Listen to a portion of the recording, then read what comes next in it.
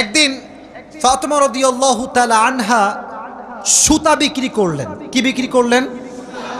সুতার দাম হচ্ছে 6 দিরহাম। কয় দিরহাম? আচ্ছা, তো বলছে, হে আমার স্বামী আলী, 6 দিরহাম নিয়ে কয়েকটা রুটি নিয়ে আসো হাসান এবং হোসাইনের জন্য। কার জন্য? হাসান এবং হোসাইন কার সন্তান? ফাতেমা এবং আলীর সন্তান। তো অবাক করে একটা রেওয়ায়াত, আমি জাস্ট গতকালকে এটা পড়লাম, এটা আমি আগে জানতাম না। তো বের হয়েছে বাসার থেকে রুটি কিনবার জন্য। কি কিনবার জন্য?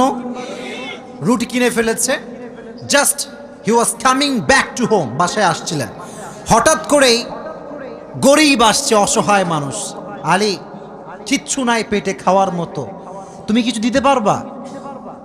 আলীর মনোমাইন্ড এতটা বড় ছিল, যা কিনতে গিয়েছিল ফ্যামিলির জন্য ওইটাও আল্লাহ রাস্তায় দান করে দিয়েছে।